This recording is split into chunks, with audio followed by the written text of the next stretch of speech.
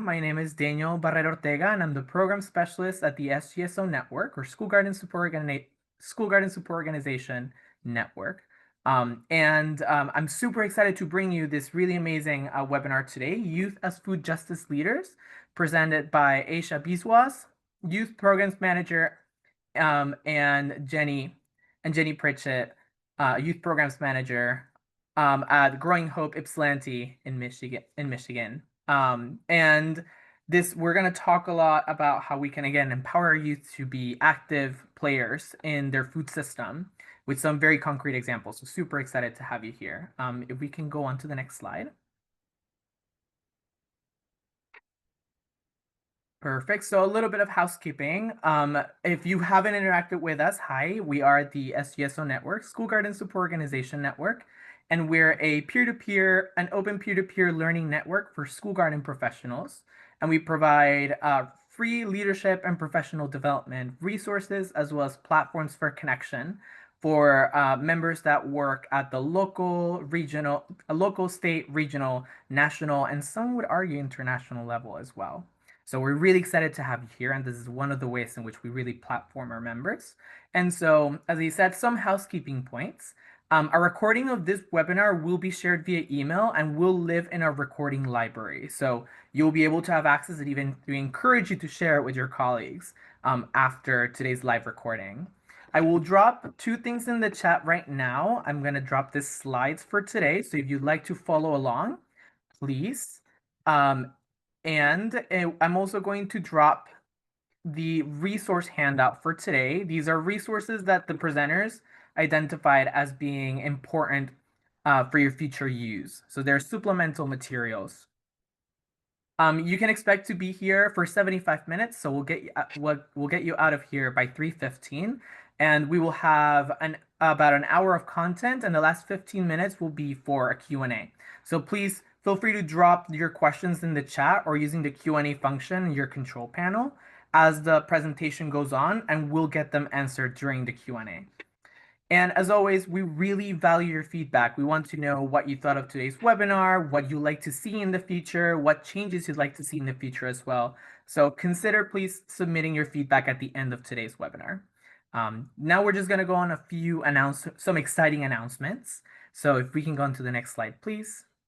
One of the other ways in which we seek to create connection in the school garden movement is with our peer learning communities and our affinity groups. So these are member organized communities that meet at a cadence that they decide on. And they get to talk shop around different topics that are relevant to their role. So some PLCs are organized by role, by organization type, or a common interest, as well as our affinity groups. And affinity groups, of course, they're based on identity. So this is just an example of our existing peer learning communities that you might be interested if you're in today's webinar. So we have a Garden Educators in Elementary Schools PLC, as well as a Middle and High School Garden Programs PLC, as well as a PLC dedicated to school garden professional development. And as I said, this is just a smattering of our available and active PLCs. So please click the link in the chat to explore our full roster and definitely join today. And if you'd like to start a new PLC that doesn't capture your position or something you'd like to connect with others over, send us an email at info@sgsonetwork.org and we'll talk about next steps of what that can look like. Next slide, please.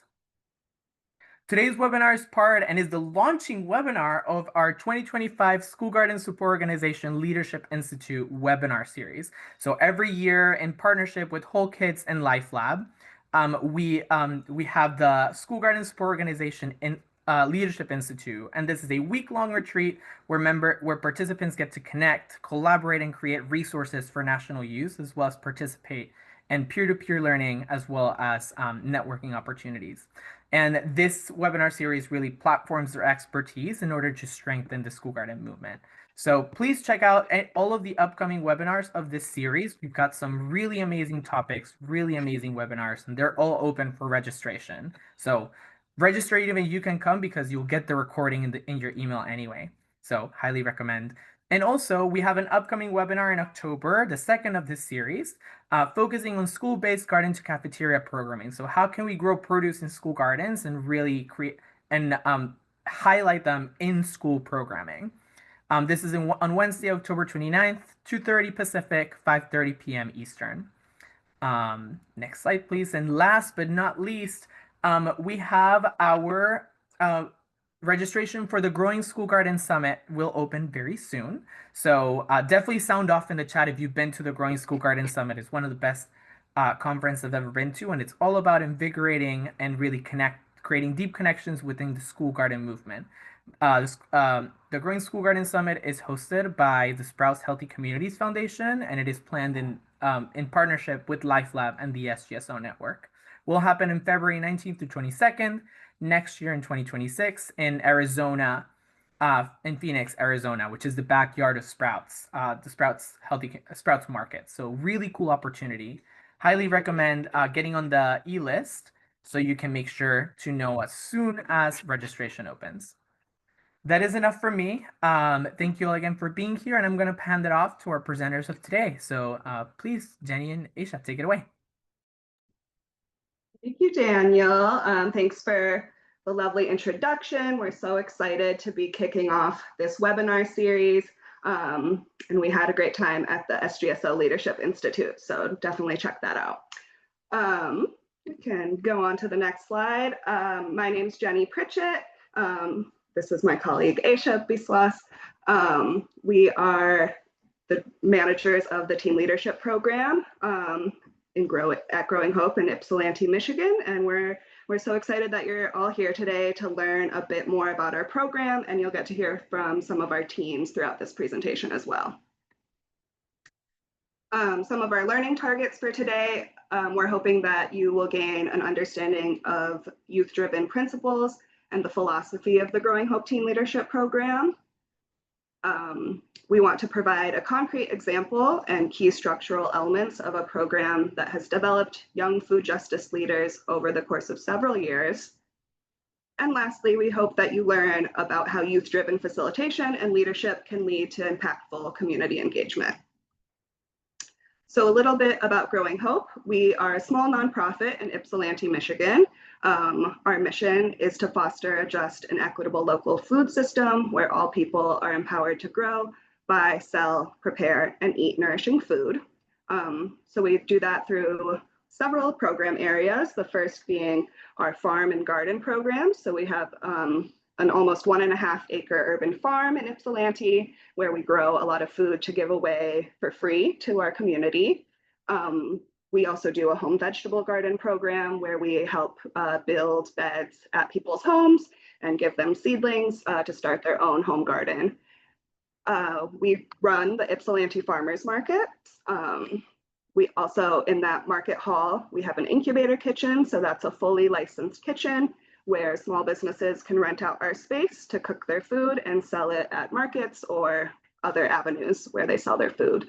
And then lastly, and most importantly for today, we have our Youth in Schools program. So we run field trips at our urban farm. We do garden education in the schools. And then what we're talking about today is our teen leadership program. So a little overview of our teen leadership program. You'll get a lot more details about this as the presentation goes on, but this is a paid learn and earn opportunity. So our teens are not only staff members at our urban farm, they're also learning a lot about the food system locally and nationally, and gaining their own personal development skills as well. So our program runs all year. We have an intensive 8-week summer program, which is 20 hours a week. And then we have a year-long after-school program where our teens are working 6 hours a week. So we employ 12 teenagers on our urban farm, and many they'll apply for the program, maybe after their freshman year of high school, and then they tend to stay throughout their high school career. So we really see a lot of growth and development in our teens throughout their time here. Some of the main learning points for our program, we're training our teens to learn about agriculture, food and social justice, cooking, and community organizing.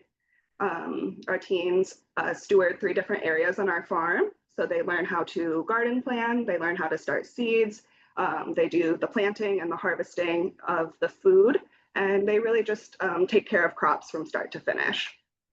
They are also leading a lot of different projects to increase food justice in their local community. You're going to get to hear more about those projects throughout the day. And then, as I mentioned before, we're really hoping that they build their own personal development skills, meeting them one-on-one to like learn what they are hoping to get from this program and really trying to implement things for them to gain their own development. Hi, everyone. I'm Aisha. I'm the Youth Programs Manager at Growing Hope, and I'm going to talk a little bit about the background philosophies behind our team leadership program and kind of the reasonings behind like why we do things the way we do in our program. So a lot of our program is driven by this idea of youth-driven spaces, which is a model developed by the Neutral Zone, which is another nonprofit here in Michigan in Ann Arbor. And we have partnered with the Neutral Zone in various ways over the years, but especially last year, we participated in a year-long immersion program to deepen and just develop our youth-driven practices in our team leadership program, and also move towards a more youth-driven space at Growing Hope, our whole organization in general. So I'm going to go through kind of the 3 pillars of youth-driven spaces philosophy, which includes tapping into teams' intrinsic motivation, supporting young people's developmental needs, and fostering genuine partnerships between youth and adults. So before we dive into that, I wanted to ask you all, what is a hobby that you do and why do you do it? So if you want to just reflect on this on your own, maybe think about some hobbies that you've enjoyed over the years, or if you want to share, feel free to just share in the chat and we can see what hobbies people have in the group right now.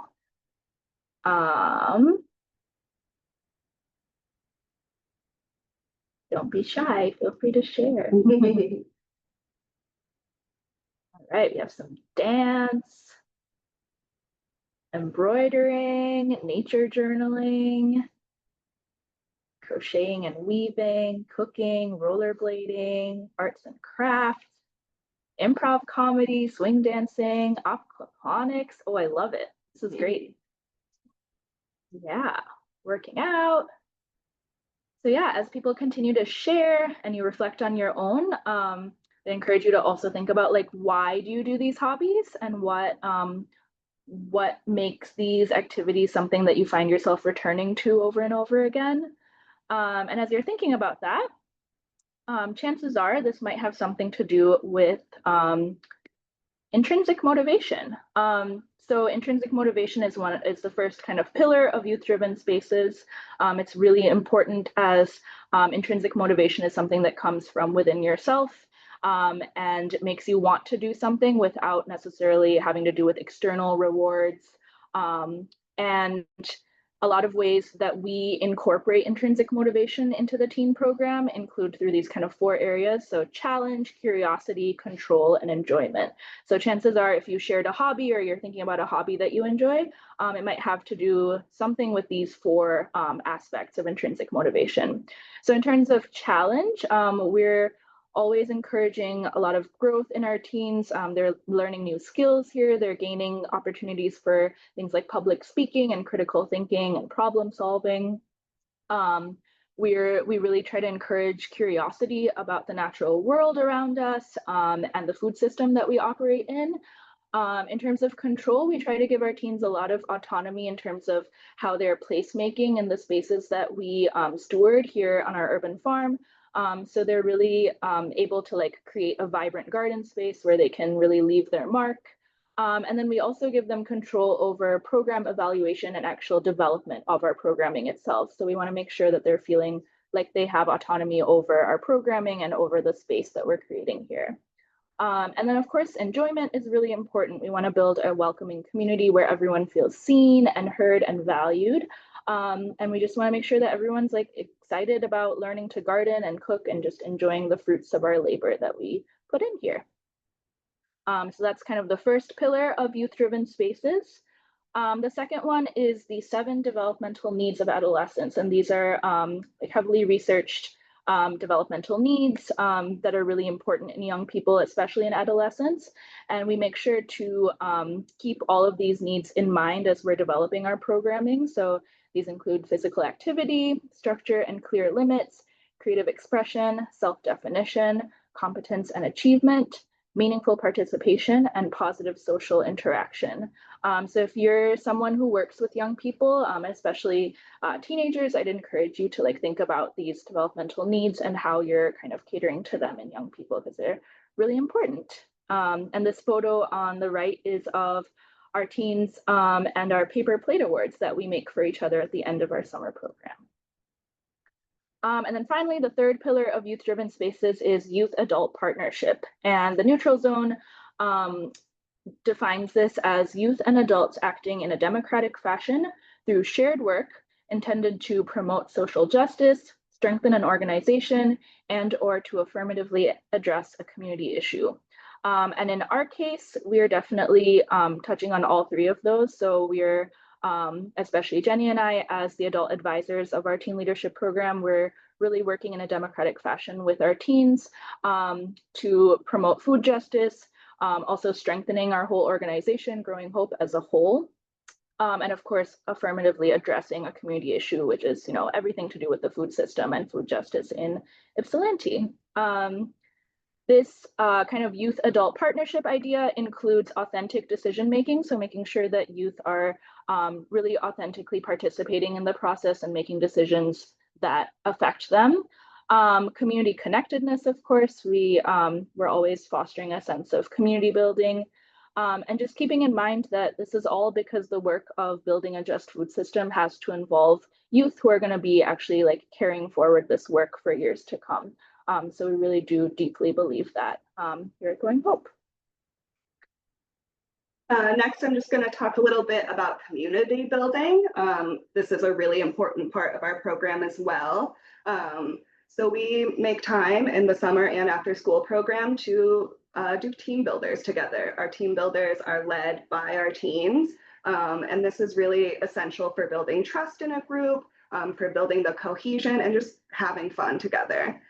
So our teens plan and lead games and activities for each other. In the picture, you can see one of our favorites, which is Minefield. So we're walking each other through an obstacle course. That's a favorite every summer. And so you'll hear more about it later on, but in the summer, we're doing 3 different team building activities every day to really just foster that connection and community. And next, I just wanted to talk about Straight Talk. So Straight Talk is a feedback process that we learned from the Food Project in Boston, which is a very similar program to the Growing Hope Teen Leadership Program. And they have this book, Growing Together. It's a really great resource. I think it's linked in our resource document, but really highly recommend this book. And it goes over the Straight Talk process in more depth, but essentially, it's a feedback system done in a group fashion. We sit in a circle and each team will receive personalized feedback. Aisha and I work very hard every week in the summer and every month in the after school program to come up with really meaningful feedback for each of our teams. And so we sit in a circle, all the teams listen to each other's feedback. And the reason for that is that feedback for one team can really reflect feedback for another team as well, so they can all learn from each other's feedback. And then at the end, there's also an opportunity for the teams to give the group feedback as a whole or give feedback to Aisha or myself. So we really like to keep that open system of communication and feedback. So our teams are really growing and gaining the personal development skills that they have set out to gain in this program. So next, we're going to turn it over to some of our teen leaders. With us today, we have Nick Corvera-Garay and Sienna Troy. And so they're going to talk a little bit about our summer teen program and give you an in-depth look at what we're doing here.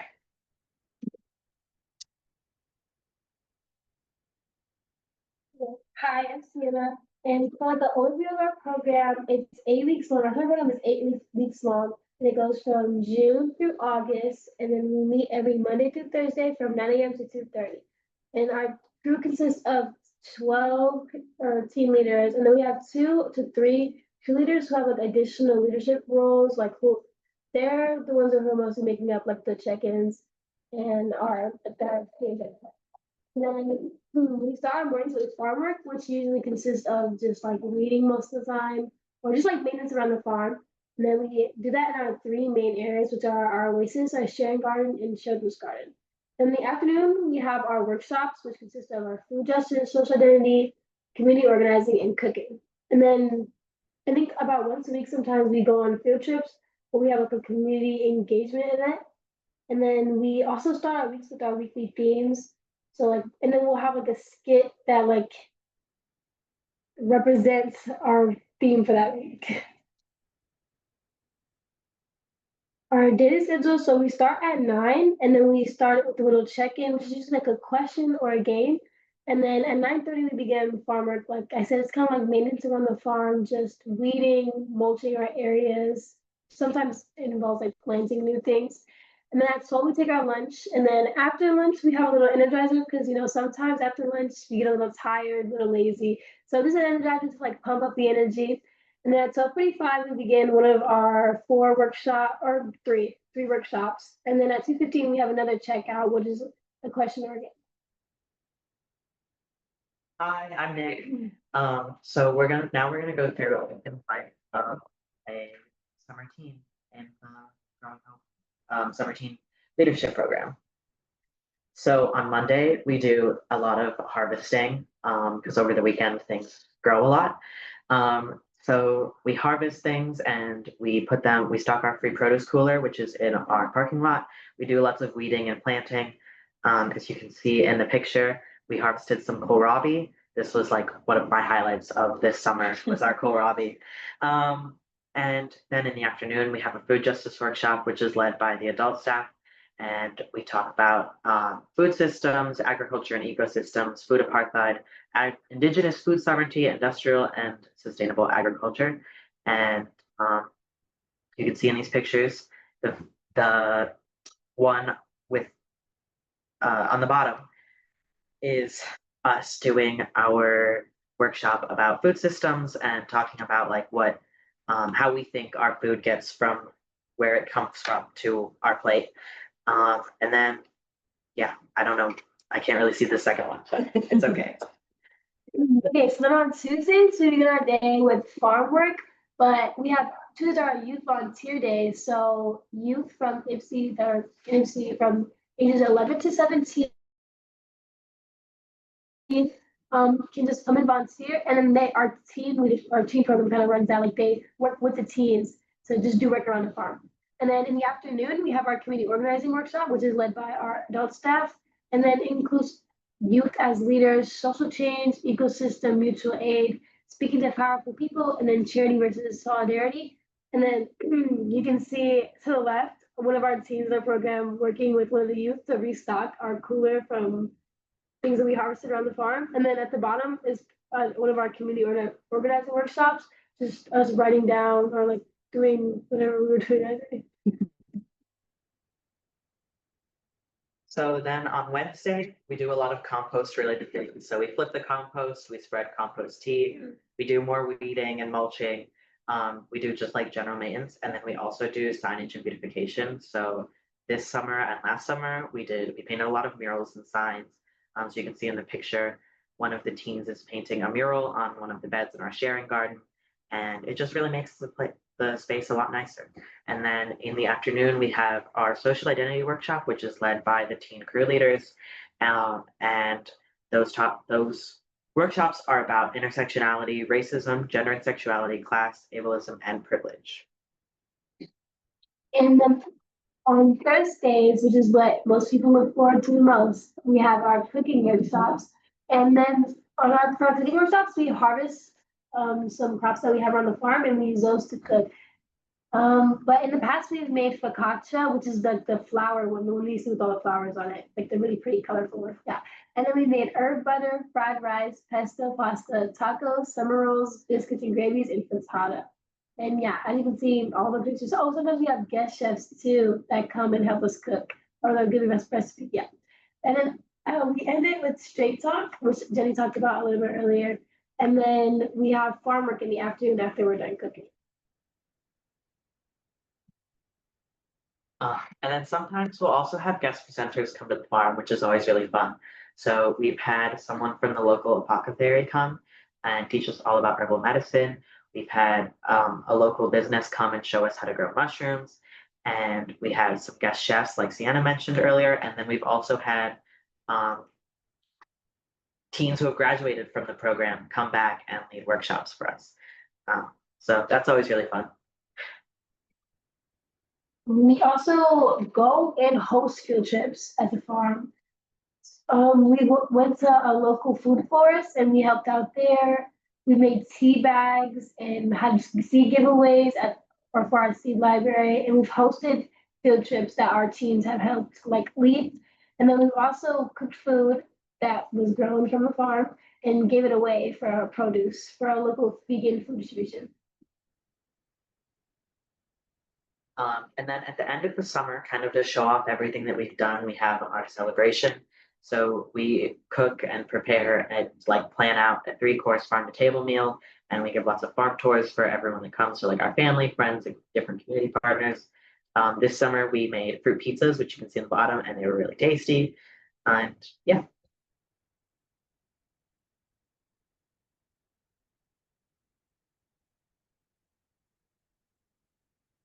So this is kind of just a recap of what our teams shared about the summer program. So you can see kind of the weekly flow of how our schedule goes. You can see most days we have farm work in the morning and then our workshops in the afternoon.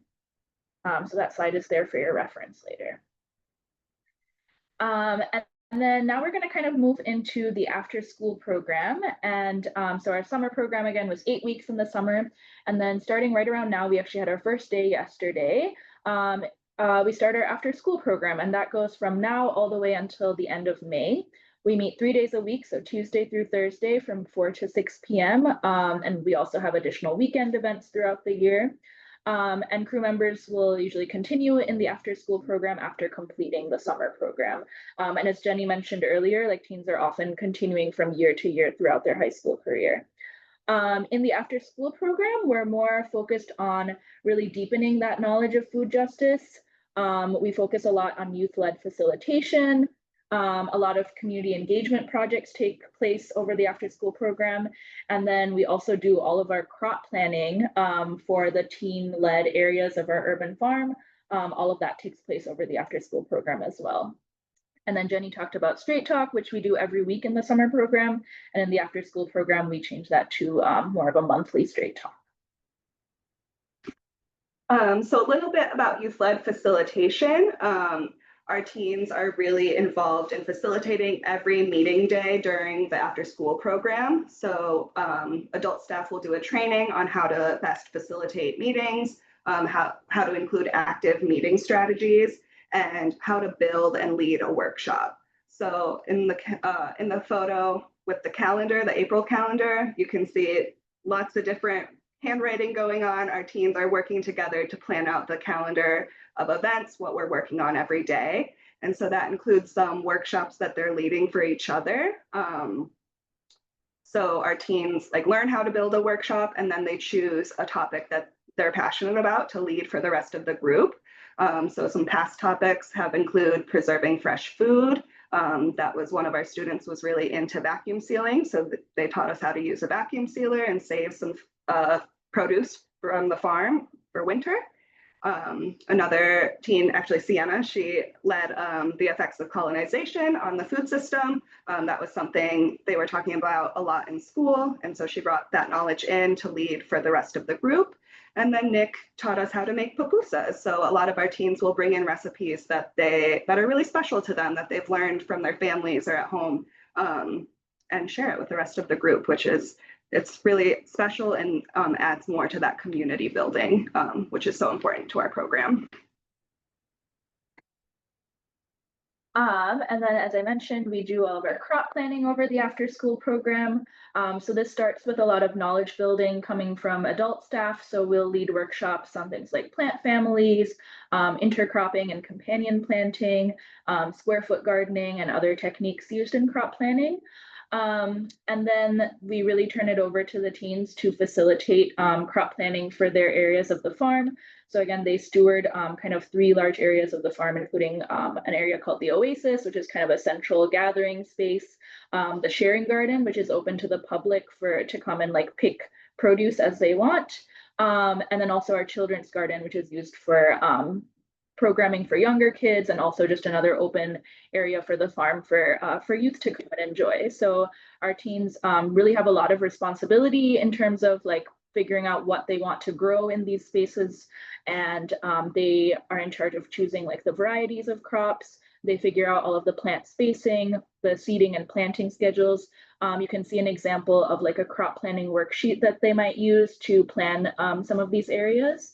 And then that leads right into actually starting seedlings. We usually start we're in Michigan, so we have to wait a little bit longer than some of you maybe, but we usually start seedlings in like February or March, and then we're often planting outside in April. And you can see some of the parts of that process. The top right photo is from our plant families workshop, where they get to see plants from around the farm that they've already been growing throughout the summer program, and also look at wild plants that are in different plant families and like start sorting them and like seeing what different families need to grow. And then you can see kind of some in-process photos of our teens actually doing the whole crop planning process. Another big part of our after-school program is recruitment. So our current team members are part of the hiring process for new teams. So adults and teens work together to recruit every spring for our summer program. So we distribute flyers, we post on our social media, and we do presentations at schools. So our teens will identify different classes that might be interested in learning about the program. Often we'll present together, or they'll present on their own to their classmates, to just like really spread the word and get more people interested in our program. Like I mentioned before, we hire teens who have completed their first year of high school and live in Ypsi. Those are the 2 big requirements for the program. And again, we're seeing the same teens continue in the program after they've been initially hired. Adult and teen staff conduct interviews together. So for every interview we do, we have a teen leader be part of that process to interview the new teen crew members.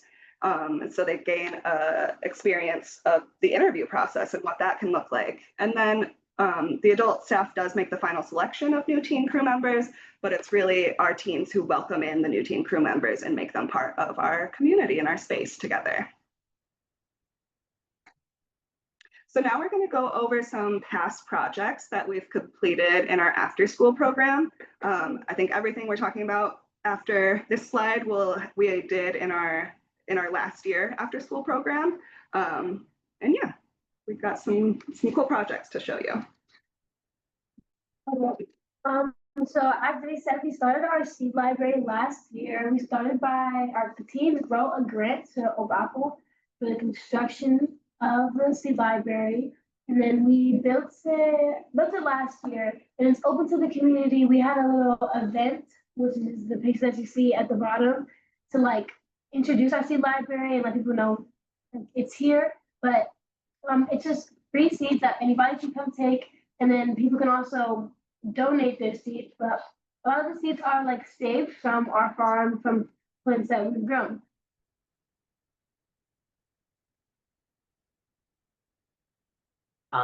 We've also hosted a lot of public events. We're really big on community engagement.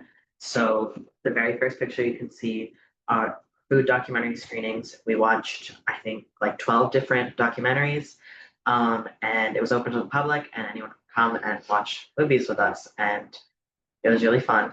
And then we did our winter sewing workshop, where we had a community member come in and teach us how to repurpose like milk jugs into little planters. And then we've also cooked multiple times at the senior center. And we did a corn nixtamalization workshop where we made tortillas. And the tortillas are really fun because they change colors when you put like lime or lemon on them. As you can see in the bottom picture, they turn pink.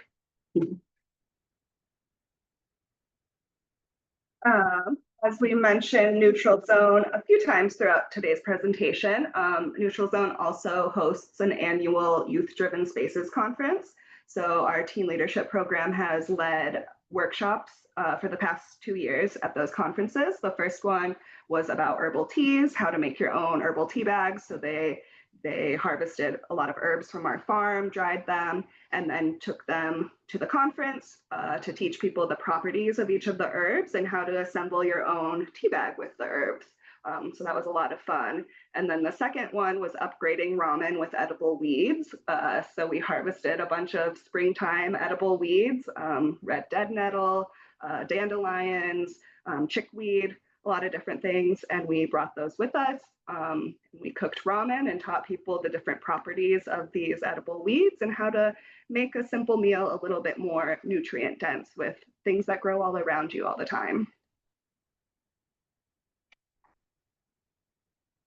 We also participated in our local zine fest. So we all made different zines about topics that interested us. So we had some about mushroom foraging, we had some about seed libraries, we had some recipes using fresh produce, and Jenny made one about, or no, not Jenny. One of our teens made one about monarch butterflies. And it was really fun. And we went there and we gave out all of our zines for free, which people thought was really fun. We also had a fighting food insecurity event. We teamed up with the Washtenaw County Youth Commissioners. They had a food insecurity task force. So we made a plan to make ramen and use edible weeds from the farm to like upgrade that ramen and leave or just help people learn how to cook and make like healthier food choices.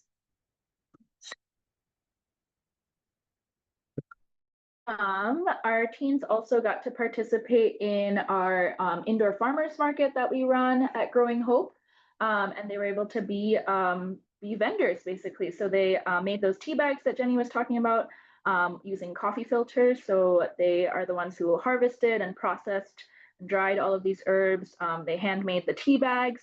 They decided like how much they were going to sell them for. They created all of the branding for it. So they created little stickers to put on boxes to package the tea. And it was right around like the holiday season. So it was a really good gift that people could get during that time. And then this is also a thing that we've been able to use to lead more workshops and like at tabling events. We'll be able to like just teach people how to make their own tea bags using coffee filters and also those properties of different herbs that we grow on the farm. So these are some photos from both tabling events and also their table at our farmers market. And then maybe our most ambitious project to date has been building a wildlife pond. So this is an idea that was conceptualized by our teens last year, and they wrote and presented a pitch to receive funding at the Youth Driven Spaces conference hosted by the Neutral Zone. They received that funding, they researched best practices on how to actually make a pond, and they connected with a community member to help.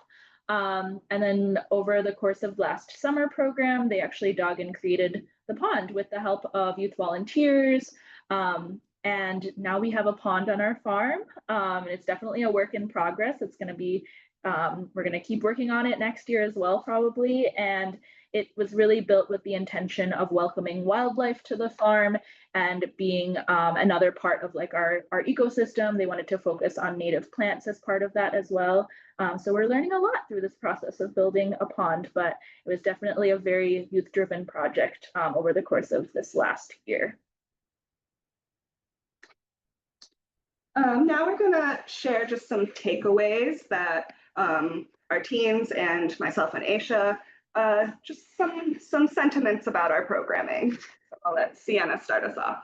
Since I'm working at Growing Hope, I feel like I've recognized how much I've grown. Like if I was asked to like do this seminar like last year, I would definitely feel a lot more nervous and I would definitely be questioning whether I should do it or not. But now I've built like a lot of confidence, and I love like learning, taking the knowledge that I've gotten here and then applying it to the real world and just like telling people, like sharing the knowledge that I get from here. And then also just with planting, it's so fun to like see like the things that you planted grow throughout the season. Yeah. something that I really love about working here is being able to like plan and grow your own like vegetables and seeing something go from something so small to something so big and then being able to share that with community members and seeing how happy it makes them. And like that makes me really happy because like I get to share the fruits of my labor and I think the biggest takeaway for me is just the community we build here. I mean, getting to even do this webinar with these team leaders sitting next to us is just so special. They can share about the program just as much or more than Aisha and myself. And it's just, we get so much done every year. We're always shocked about how much work we can accomplish with this crew. And we just have a lot of fun. Yeah, I just want to echo like what Jenny said about we just have so much fun together, and it's really rewarding seeing youth involved in like a bigger organization. I mean, I think we are always just so proud of how much our youth contribute to like Growing Hope as a whole. And so many areas of our farm like have been completely transformed over the years because of how involved our youth have been and just the vision that they've had and the visions that they've carried forward. I mean, we would not have a pond on our farm if it weren't for them. It would be a lot less like colorful and vibrant here. And it just wouldn't be as fun to work here. So I just feel very, very, I think Jenny and I just both feel really fortunate to get to do this work every day. So yeah, I'm sure people are coming in with like a lot of different experiences with working with youth, but if you don't already, like I encourage figuring out how to, because it will make your life a lot better as an adult. Yeah, and then we wanted to share a quote from our executive director, Julius Buzzard, who's actually in the webinar. Hi, Julius. And he wrote to us, our theory of change is grounded in generational health and the power of food to build intimate, just, and joyful community. The Growing Hope Teen Leadership Program embodies this by investing deeply in young people as leaders, teachers, and visionaries. When we walk alongside youth, building power with them and learning from them, we are not only shaping a just and sovereign food system today, we are planting the seeds for communities that thrive for generations to come. So thank you for those words, Julius, and we definitely agree with all of that. It's really important for us to like see youth as our comrades in this work and like being really working intentionally together towards our shared goals and visions. Yeah, and then Jenny's going to talk a little bit about some youth participation frameworks. Yeah, just kind of wrapping up our presentation today. This is a framework that we look at with our youth. We do a workshop around this in our summer program. So the 3 different models of how youth might be seen within an organization or a program offering. So we see like style 1, youth are viewed as like objects, and adults have a lot of control over their involvement in the program. Style number 2, youth are viewed as recipients of programs. So they might be given some control, but it's more like, oh, this is a good experience for youth to have. And where we're really trying to grow, where we want all youth to be considered as resources to an organization or to a program. And I think the chart on the left is a really good model of that. So like the objective is to increase the organizational effectiveness. So in our case for Growing Hope, we are hoping to increase our effectiveness of promoting food justice within our community. And by including youth in that work, our work becomes so much better, and there's a lot of personal growth for both young people and adults. So really, we're hoping everyone can land at the youth as resources framework, and just respecting that young people have something significant to offer your organization, your program, and just really form those youth adult partnerships that lead to really genuine collaboration and growth in your organization.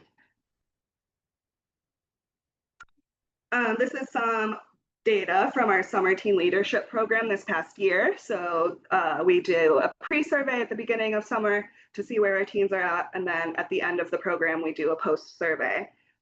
So the first question is just about like how confident are you in your ability to plan and maintain a vegetable garden? And you can see a large increase. We got rid of the not at all category, and then most of our teens left the summer feeling very or somewhat confident in maintaining a vegetable garden program.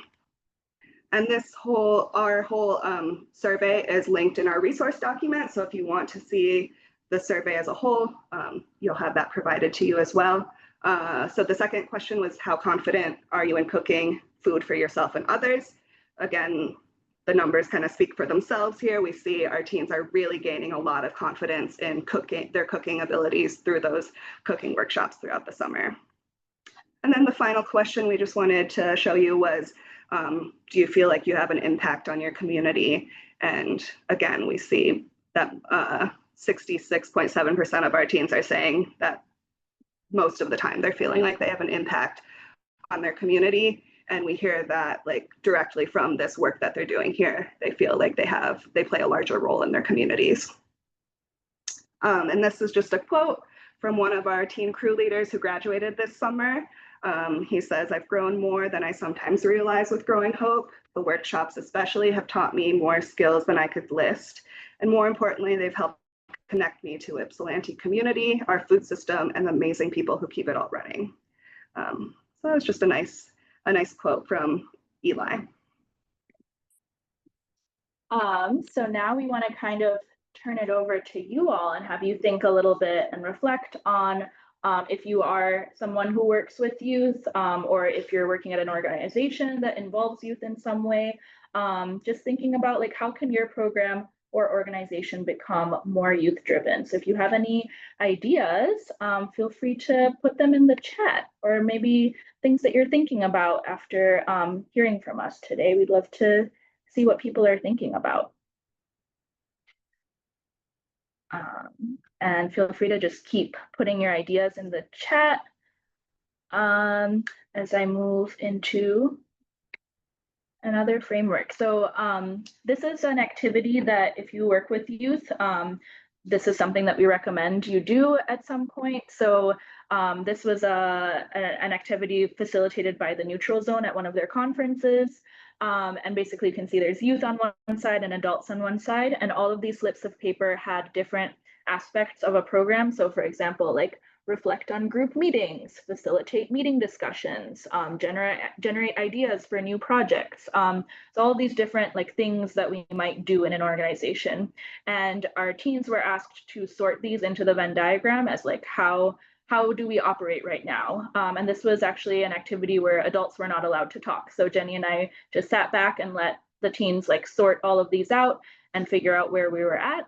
And then the second part of the activity was them actually changing the Venn diagram to make it what is their ideal way that they would want the program to run. So they get to kind of reflect on like, what are things that we want more youth to be doing? What are things that we would rather adults do within our program? This is just a really good exercise to help people reflect on like what do youth actually want in your programming, and like what kind of decisions are they interested in making. So we encourage you to try out that exercise. Yeah, I'm gonna just see some things that people have written in the chat. So someone wrote, encouraging students to lead facilitation and create leadership roles for students with more experience to have more responsibilities and pay bump. Yeah, that's a really great idea. That's something that we definitely do with our crew leader positions in the summer program. Some of our teams do have a higher pay rate, and they have a lot more responsibilities of like planning all those team builders we were talking about, leading the social identity workshops throughout the summer. So it definitely helps to like encourage that growth in young people by yeah, giving them like more responsibilities when they're ready for it. Cool. So some things that people can think about at a program level. These are just some ideas that you might want to think about if you're at this place of being able to make some changes in your program. So youth determining the projects that they want to work on, determining like what kind of skills and knowledge they want to gain based on their own interests. We have a big focus on like co-creating group norms with our youth and like co-creating that group culture. Youth facilitating their own program meetings and calendar of events. So we talked about how our teens like build out the calendar for each month of the after school program. And then youth creating, managing, and implementing their own community engagement events and resources. So we definitely put a lot of time and intention into the community engagement activities that we do at Growing Hope with our teens. Sometimes it might take like a little bit longer to plan things with youth than like, you know, two adults in a room just being like, okay, let's just do this really quick. And like, sure, that might like lead you to having a community engagement event. But we really encourage people to like slow down and work with youth on those types of events. Just because you get so much more out of it when you're like building these events together, and you all kind of grow from it. And then on an organizational level, these are some ideas that some people might be interested in. So creating a youth advisory council in your organization, even if you're not like necessarily an org that's serving youth directly, it can be a really good way to bring in younger voices into your organization. Adding youth seats on your board of directors. That's definitely something that we haven't done yet at Growing Hope, but we've been like talking about it. And we definitely see that as like a future direction that we'd like to head towards. And then youth creating their own fundraising opportunities and events and writing grants for their program. So this is another area where we're definitely getting more experience with that as the years go on. And the teens mentioned writing their own grant for our seed library, which we received funding for. So this is also a really good opportunity to involve youth in more organizational level operations. Well, thank you all for joining us today. We're about to go into a Q&A, but these are just a few links we wanted to highlight. You have mine and Aisha's email addresses if you have any questions for us directly, the Growing Hope website, our teen leadership Instagram. That's an exciting follow for you. They post all the things we're doing over the after school program in summer, so you get to see a lot of fun things. The general Growing Hope Instagram, and then links to the Neutral Zone and the Food Project websites as well. Daniel, I think I'll turn it over to you to read out some questions. Yeah, please join me in giving a round of applause to our amazing presenters, all four of you. So yeah, thank you, Sienna, and thank you, Nick. I think this was such a rich presentation. Man, I know that we rehearsed it, but this seeing it happen was really amazing. Lots of really rich questions in the chat as well. So I'm just gonna take them top to bottom. So somebody asked, they're curious if you pay the team leaders through payroll or as an educational stipend. Yeah, it is through our payroll. We are fortunate that a lot of grants really like funding youth development work. So we are very fortunate to be able to pay our teams. The starting rate is $13.50 an hour, and then our crew leaders are paid $15.50 an hour. But that is all through grant funding and on our payroll. That's awesome. That's awesome. And do all high school interns work at the same farm? Yes. Yep. All the teams are working on the Growing Hope Urban Farm. Awesome. I think you already answered this. How much are youth being paid hourly? So 13 for all the teens, then 15.50 for teen leads. Yeah, listening. And how does that decision making of team leads look like? Yeah, so to become a crew leader, I think you were asking, we put out an application, like we basically just asked teens to submit like a short paragraph of why they want to be, oh, let's get naked here. We asked them like why they want to be a crew leader and what they want to gain from that position. So it's very like open format. We just really want to like hear from the teens in their own voices. We don't make it like a really complicated process. And often we'll find that it's because they want to like grow their leadership skills in some area. They want to become a stronger facilitator. They want to get more experience leading workshops maybe. And often we see like these crew leaders go on like after, you know, whatever they choose to do after this program, whether it's going to college or starting to work. Often those skills that they gain as a crew leader are really, really impactful in what their next steps are. Awesome. Somebody asked if they'd love to hear a little bit more about some details around the team building, specifically examples that you use. Folks are always looking for engaging ideas for teens. Do you have any favorites you want to share? Well, okay, like in the I can't think of anything.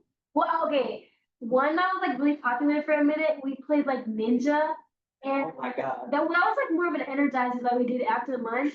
But like we would all get in a circle, and you like have to not hit, but like you have to like tag, like you have to smack their hand to get them out. And it's like that was like an energizer just like pump us up after lunch. And then at the beginning of like the summer program, we would do team builders like around like learning each other's names or like just like learning more about each other. So like I don't know, like name dash, like have you ever played that? Like everybody's in a circle and you have to say everybody's name as fast as you can. Or yeah, just anything to like or like you have to learn 3 facts about every single person in the circle or stuff like that. And then you pretend to be that Oh person. yeah. Yeah, so our teams come up with a lot of team building activities on their own of things they've done before. We also have a book from the Neutral Zone and that book from the Food Project. They both have a lot of really good team builders in there as well that our teams will look through and pick some. But yeah, it's a lot of the same from year after year and like building upon the same team builders we've done. Yeah, and I love to hear that the teen team themselves kind of comes up with things as well. If you're a theater kid, ninja should be an Olympic sport. I stand by that. So there's another question about can you provide some examples of ways that you deliver constructive criticism? I think this question also came in when you were talking about straight talk. Yeah, so we do 2 positives and a delta, which is something that is like a constructive criticism, or not criticism, a constructive feedback, something they can work on. So we kind of do the sandwich style, give them a positive, the delta, and then another positive. And it's really just through working alongside them very closely that Aisha and I come up with our feedback for them. Some weeks is harder than others to come up with feedback, but it's a really collaborative process where we're working really closely with our teams, hearing from them how they want to grow in this program, and then creating feedback of. It looks like someone's asking, can the teens provide some examples of delta feedback they've received? Not the positive feedback. That's what I remember. They're never like bad, like things are like you're wrong. It's usually like how can you apply more of yourself, or like how do you envision yourself, or like how do you envision yourself? What do you envision yourself as in the future? Like or no, like what can you do to become more of a leader here, or like how can you put yourself like what can you leave here as like a legacy at the park or something like that. Yeah, they're usually not very bad. I mean, I don't think I've ever gotten a delta where I was really like, wow, that sucked. They're usually really helpful, and I mean, like, I think all of the feedback that I've received, I've like kept in mind. And I definitely appreciate that we're all like sitting in a circle and like we all get to hear each other's feedback. That's a lot less like nerve-wracking than like sitting in a room surrounded by 2 adults. And I don't know, it's always nice because at the end, whenever Jenny and Aisha ask if like anyone else has feedback, everyone always like at least one person has something nice to say for the group, which is always really nice. Yeah, and like deltas will have to do with like sometimes it'll have to do with farm work maybe, or like just little things like, oh, make sure you're like remembering to wash your dishes before you leave, yeah. or Don't put food in the sink. Put your farm tools away, like and then it'll also have to do with our work in our workshops. So sometimes we'll be like, we really want to hear more from you in our workshops. We've noticed that you haven't been participating as much, or maybe we'll encourage them to, as Sienna was saying, like take on more leadership. So hey, we noticed that like you might be ready to take more of a facilitator role on in one of our workshops. Like maybe you can try that, or maybe try leading an icebreaker sometime. Like so yeah, I feel like Straight Talk really propels a lot of their growth throughout the summer program and the after school program, and it's really cool to watch that happen. Awesome. Thank you guys. Another question is do the teens get lunch? Do they bring their own? Yeah, a mix. We always provide snacks and food for them to make lunches here. A lot of them bring their own food, but it's really important to us to provide some snacks and food for our teens, just as an equitable thing of they're here 6 hours a day. They should have food available to them. And they also get weekly CSAs from our farm. So the food they're growing here, they're also taking home with them. That's This awesome. summer, we had someone run a little sandwich shop and they would make lunch for people. And that was really nice. Using like produce from the farm. So That's awesome. I'm getting hungry again. What type of curriculum and or frameworks do you use for your afternoon workshops? Mhm. Yeah, we pull from a lot of different sources, depending on like the subject. The food justice workshops, most of them have like I've developed over the years. I lead the food justice ones. Jenny leads the community organizing ones, and then our teen crew leaders lead the social identity ones. So they're all from kind of like we've kind of like perfected them over the years, and now we have like a solid curriculum that we are able to just make minor tweaks to each year as needed. So it's kind of something that we've gotten. I'm trying to think of some specific sources, but oh yeah, YPAR. Yeah, the YPAR. Yeah. If you're interested in like particular workshop agendas or things, like feel free to reach out to me and Jenny. We're very like willing to share what we have because we want this work to be out there and like for people to be able to like do this kind of work with youth. So we're not shy about sharing our resources. So just let us know if there's a particular topic you're interested in. Thank you. Also, just so everybody knows, I will try to get through as many questions as we can up until we're at time to dismiss. And if there's any lingering ones, I'll send it to the presenters and I'll share it with everybody. So one way or the other, your question will be answered. There's this is like a mixing um two different presentations. Also, we the our ED executive director of the network just joined us. Hi, Tristana. Good to see you. Hi, everyone.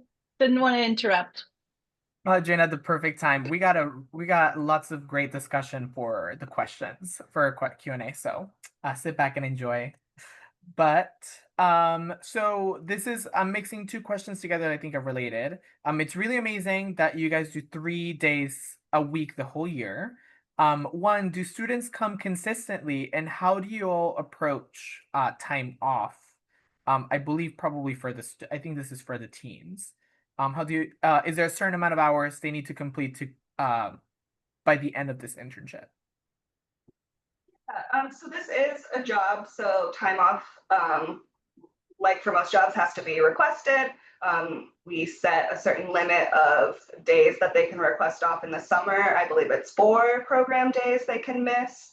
And then in the after school program, we are a bit more flexible because school is priority for our teens and we recognize that. So we'll have teens take off like maybe one season for a sport and that will be approved, or they can mix up to 3 program days throughout the month. Or we've had teens who have to miss every Tuesday of the week throughout the school year.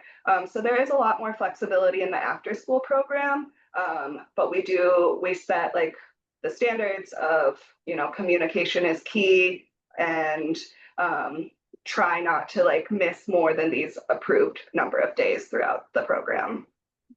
And I think over time they do start to recognize that like every day, like if you miss even one day, like you're missing a lot. So like they will really make that effort to like catch up on what they missed, or like if we're planning an event together, we'll make sure to like if someone's not there, we'll make sure to leave like a part for that person to do. So we really try to be mindful of like who's not in the space, because as the school year goes on, like we really do become a tight-knit group, like working on a lot of projects together.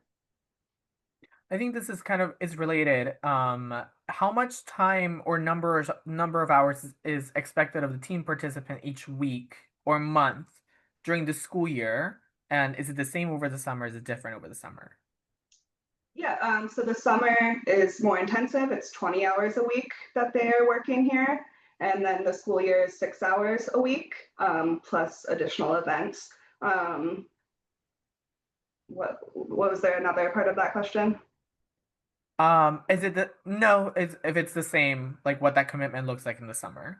Yeah, so it's a lot bigger of a commitment in the summer. And like even at the hiring process, we are asking like, can you commit to the full program? Because attendance is super important. So from the first interview, they know that like attendance is something that is really required to be part of this program. Awesome. I have about 5 more minutes to see how many questions we can get through. Anything else, we'll send it in a follow-up email. How many staff members lead each of the youth programs, and how many youth do you allow into the program? Yeah, we start the summer with a full 12. And then just from like graduating or like not being able to do the after school program, the numbers will fall off a little bit. So like this year we have what, 7, 8. Yeah, we have 8 teens in our after school program. Last year we had like 6 maybe, so that number can vary. And For adult staff, oh yes, it's just us. you know, we have our organization that supports us, but like directly working with our teams every day, it's the 2 of us, and we have a lot of community partners that help us, especially in the summer. But you know, mostly it's us. Small but mighty. Small Yeah. but mighty. Uh-huh. It's awesome. How much funding is dedicated to each program, so after school and summer? Yeah, We do a workshop. we about did that. do a workshop. Yeah, we did a workshop in our last after school program to like let our teens know like how much money is going towards their salaries and the cost of running the program. I don't have solid numbers in my head right now. We're going into budgeting this month, but so I'll have more concrete numbers then. And if you follow up with me via email, our finance director is in the chat, and she's saying Carolyn. Carolyn is our go-to person. It's about 165,000 for the whole year. I mean, you could say your organization has your back. Yes, yes, they do. Really awesome. That's really awesome from Growing Hope. This one is kind of, I think, a testimonial. I'm going to take 2 more, and then the rest we'll send up in a follow-up email. This person says, I wear many hats within my organization, and one of them is leading our youth team, which is currently not organized as a concrete plan. As I continue to develop a clearer program and plan for our youth, do you have any thoughts you can share with organizers about how to be mindful of capacity when running a year-round after-school youth program? Wow. Yeah, that's something I think we're always working on. It's like just like the sustainability of our programming is always a thing in nonprofits, I think. We definitely like lean on each other a lot.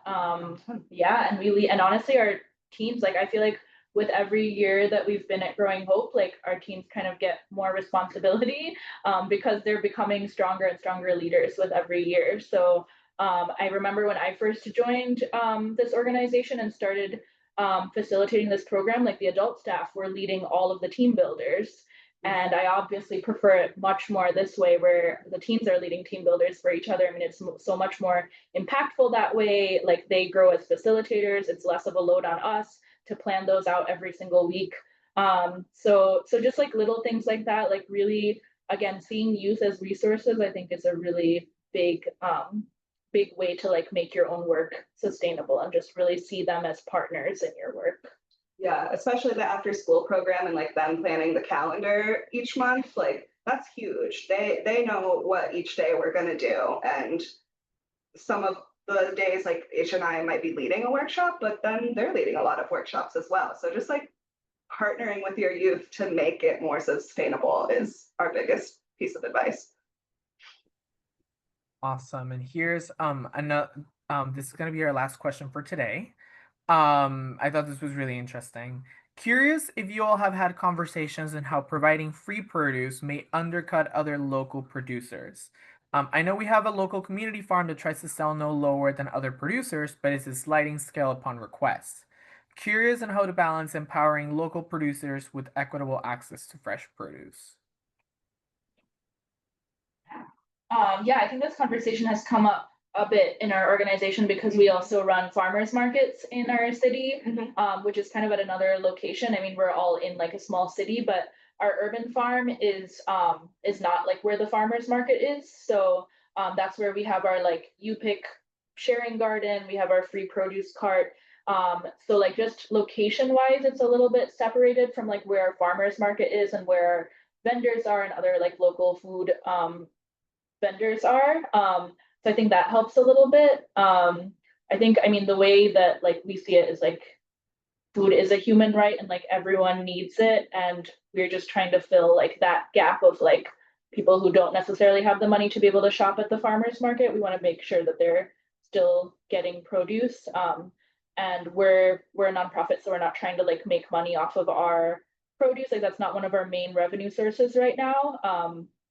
So from that angle, I guess we're just trying to like get it out to people who need it. But I know that can be an issue if you're like if you have, you know, 2 tables set up at a farmer's market and like one is giving out free produce and other farmers are trying to like make a living. That can be really tricky. Yeah, so we're intentionally not giving away our produce at the farmer's market. It's at our produce cart, and the farmer's market does a lot with EBT and double up food bucks to still try to give everyone access to the food that they need. Awesome. Well, once again, thank you guys. Thank you all so much for your perspectives and for all of your expertise. Really amazing webinar. Please join me in thanking our amazing presenters of today. And so we're just gonna wrap up today's presentation with just a couple final announcements. One moment, and I will share my screen. Thank you all for participating in the Q&A. If you have any further questions, just in general for other school garden educators, I highly recommend joining our forum. This is a strong of 1,065 strong community of school garden educators. It is a really great resource to get answers directly from other garden educators. This will be in the resource handout as well on how to join. This is a Google group based forum. And this webinar is recorded, as well as other past webinars that have touched upon these topics are also in a recording library with resource handouts as well. So a few that I picked out that I think would be relevant to this. We do have one on youth internship programs, supporting transgender and gender nonconforming youth outside. And some is something. So how can you use herbs to engage with youth, especially in the topic of self-care? Just a little bit goes a long way. And finally, please, we love to hear your feedback. We definitely want to know what you enjoyed, what was helpful, what you'd like to see in the future. So please let us know what you thought of today's webinar. And please continue to connect with us. Find us at SGSO Network on Instagram or on Facebook at SGSO Network as well on Facebook. So once again, thank you all so much for joining us today. I hope you have a great rest of your day. Thank you, Team Growing Hope. You guys were amazing, and we'll touch base. Bye, everybody. Have a great rest of your day.